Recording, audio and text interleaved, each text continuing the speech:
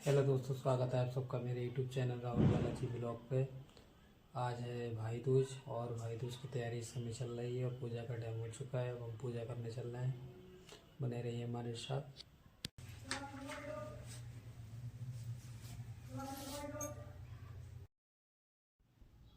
Hello दोस्तों, पूजा का time हो चुका है। इस समय मेरी छोटी बहन भाई दूज कर रही है।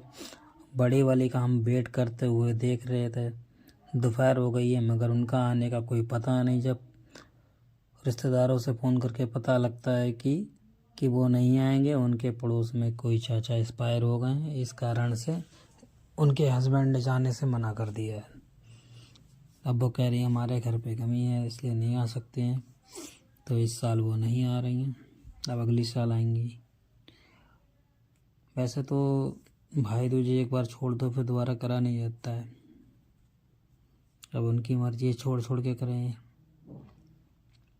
ये तो बात सही है कि लड़कियां जब तक मायके में रहती हैं तब तक तो वो मायके की हैं। शादी के बाद उनके सारे गुणगान सिर्फ अपने ससुराल के ही होते हैं। सब भूल जाते हैं भाई कहाँ है, बहन कहाँ है, मम्मी कहाँ है, पापा कहाँ है, सब भूल जाते हैं।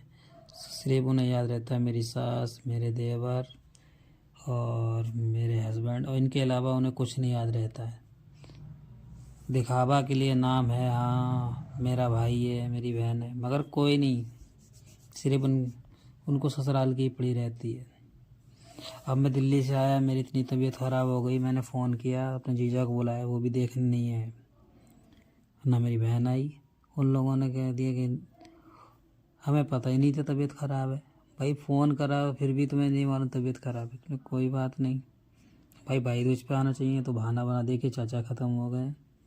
तो चाचा तो जो ख़त्म हो गए चलो वो तो बात अलग है, मगर भाई दूज पे तो आना चाहिए था। दो में से एक आदमी आ सकता था। जीजा नहीं आए तो कोई बात नहीं, बहन तो आ सकती थी। भाई जो इंसान चला गया वो तो दोबारा लौट के नहीं आएगा, ठीक है। और जो इंसान इस धरती पे मौजूद है उससे रिश्ता तोड़ रहे हो, ये कहाँ का नियम है।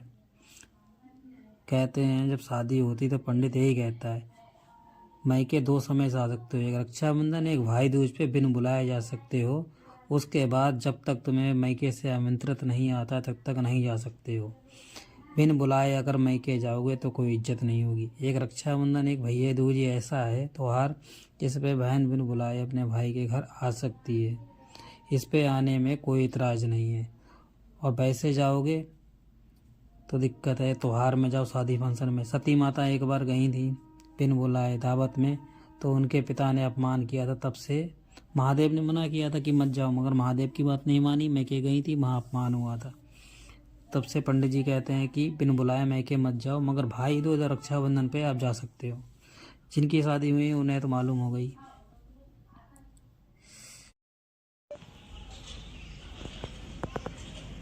ये देखिए सूरज देव निकल चुके हैं। इस मॉर्निंग का टाइम है, जूम करके आपको दिखा रहे हैं।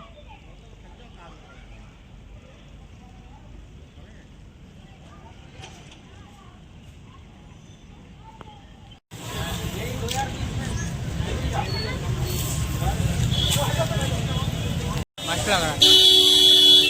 हम तो गन्नों के बीच में खड़े हो गए।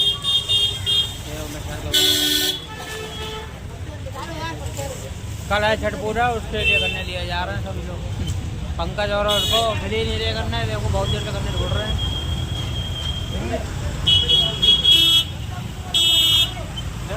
पत्ता बता रहा है, अगोला को पत्ता बता रहा है, पत्ता को तोड़ दिया। पंकज डगे बताओ, अगोले को बता रहा। इस समय मम्मी हमारी चौक बना रही हैं घर पे, और हम लोग गन्ना लेके आ चुके हैं। 10 रुपए के पिद्दिक पिद्दिक से उंगली बराबर गन्ने दिए हैं हमारे यहाँ पर। तो गन्ने पिद्दिक पिद्दिक, हमारी नानी घर तो गन्ने इतने मोटे आया करते हैं खेतों में से, और पहले तोड़ते हैं फिर खाते हैं।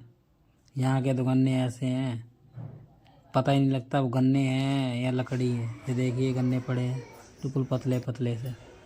अब इसको तोड़ो, पता पूजा ही कर पाओ, खाने का। तो आपसे जो आ चुके हैं भाभी घर पे, ये भाभी है हमारी। बिगड़ने गए। इनके घर पे कोई इस समय है नहीं। अनमोल और मुस्कान अंजलि इस समय गए हुए हैं गया। तो भाभी ने कहा गन्ना तोड़ देना, तो हम गन्ने आए हैं। भाभी के यहाँ तोड़ने, भाभी के यहाँ तोड़ दिए गन्ने। पूजा हो गई है यहाँ पर। भाभी के तुलसी पूजा हुई थी आज। तुलसी पूजा भी थी, हमारे घर पे भी थी। आज के दिन ना शालिग्राम और तुलसी माता की शादी होती है। आज है तुलसी पूजा। आज के दिन तुलसी माता और शालिग्राम की शादी कराई जाती है। शालिग्राम भगवान जो है विष्णु भगवान के अवतार हैं। तुलसी माता जो है वृंदा हैं। वृंदा पिछले जन्म में विष्णु भगवान की सबसे बड़ी भक्त थी। इनने एक राक्षस से विवाह किया था। उस राक्षस का नाम जलंधर था।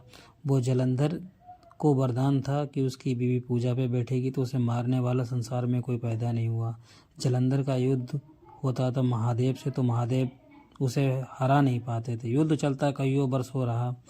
तो विष्णु भगवान ने जलंधर का रूप धर के वृंदा के पास जब आए, वृंदा से कहा कि मैं युद्ध जीते आया। वृंदा खुश हो गई। वृंदा ने अपनी पूजा भंग कर दी। पूजा भंग की, तुरंत महादेव ने त्रिशूल छोड़ा, जलंधर के सीने पे लगा। जलंधर खत्म हो गया। जलंधर का मृत्यु शरीर देख के वृंदा क्रोधित हो गई। विष्णु भगवान से बोली, तुम कौन हो? अपने असली रूप में आओ, नहीं तो मैं तुम्हें श्राप दे देती हूँ। विष्णु भगवान अपने रूप में आते हैं।